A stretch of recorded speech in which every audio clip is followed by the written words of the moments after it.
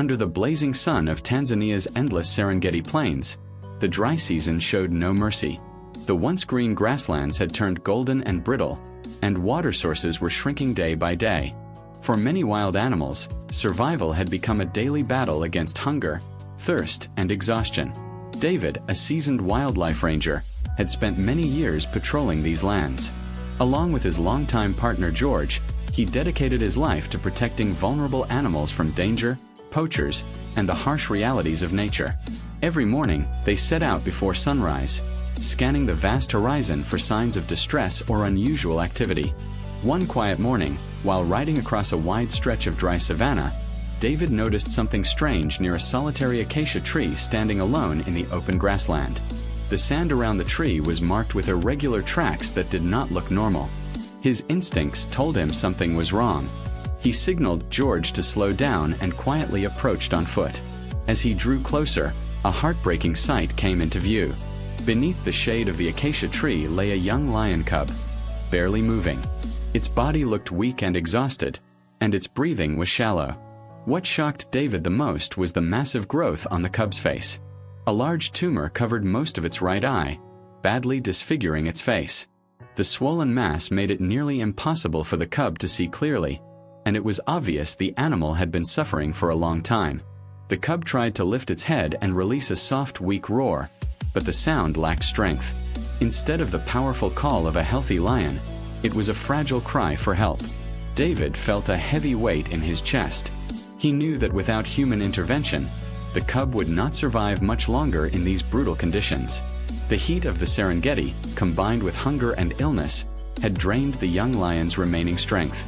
David immediately contacted the nearest ranger station and requested urgent veterinary support. Within minutes, a rescue plan was formed.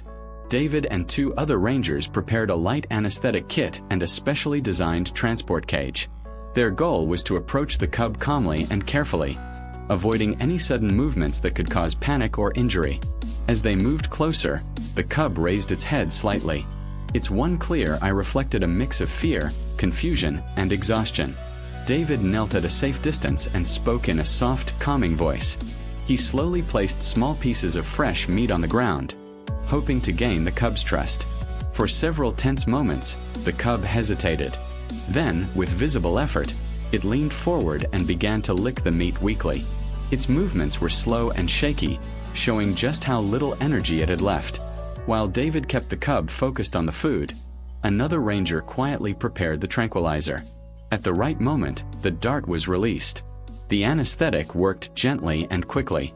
The cub's body relaxed, and it slowly lay down, falling into a deep, peaceful sleep.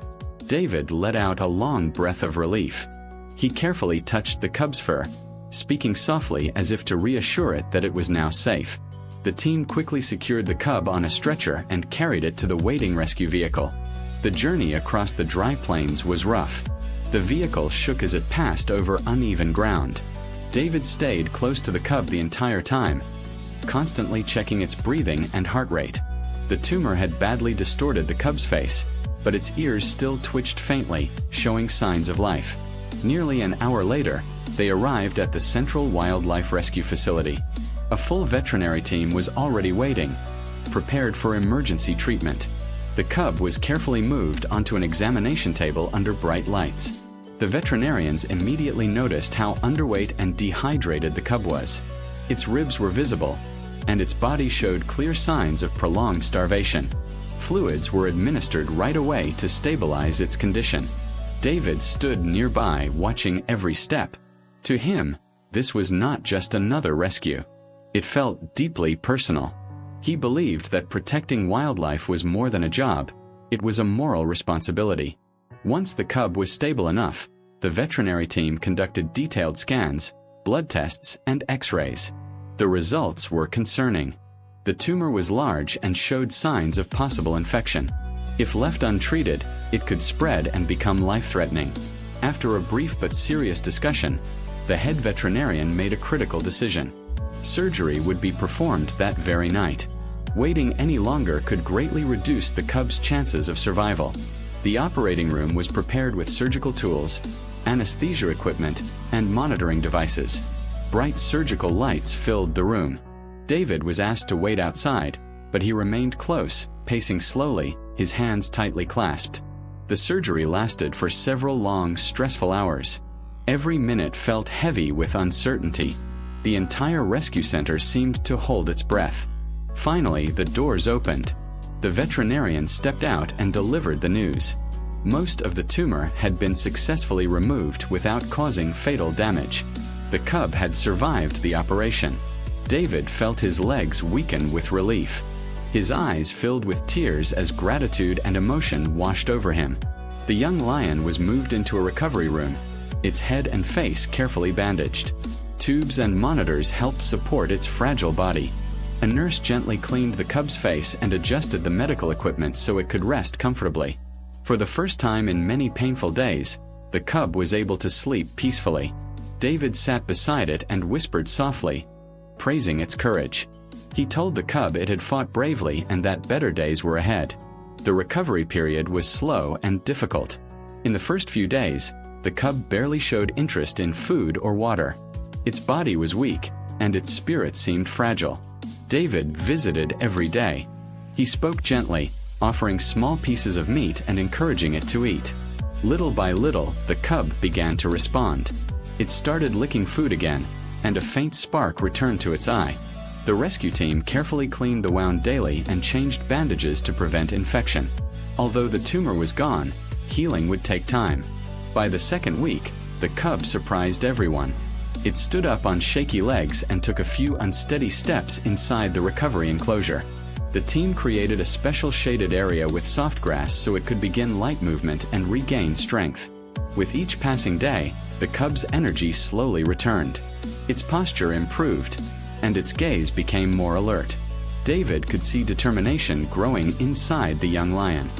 He decided to give the cub a name, Tani, meaning hope in Swahili. The name represented everything they believed about its future. One morning, something incredible happened. Tani released a small, weak roar, the first since being rescued. Though soft, the sound filled the team with joy. It was a sign that Tani was beginning to reclaim its identity as a lion. When Tani became stronger, it was transferred to a semi-wild training area. This environment allowed it to practice natural behaviors while still being monitored. Small prey animals were introduced so Tani could relearn how to hunt. At first, Tani struggled. Its movements were cautious, and its timing was off. But day by day, it improved. David and the team observed quietly, stepping in only when necessary. Weeks later, Tani achieved a major milestone. It successfully hunted a small antelope on its own. The moment was deeply emotional for David. He knew then that Tani was truly on the path to freedom. As Tani grew stronger, it often sat quietly, staring across the endless plains. David understood that this was more than curiosity. It was a longing for the wild, the true home of every lion. The team began final preparations for release. Medical checks were completed, and tracking procedures were finalized. On the day of release, the rangers gathered in the open grassland. The transport cage was opened slowly. David called Tani's name one last time. Tani stepped out into the sunlight. For a brief moment, it looked back, as if remembering the humans who had given it a second chance. Then, with a powerful burst of energy, Tani ran forward into the vast Serengeti, disappearing into the golden horizon. David stood silently, filled with pride, emotion, and gratitude.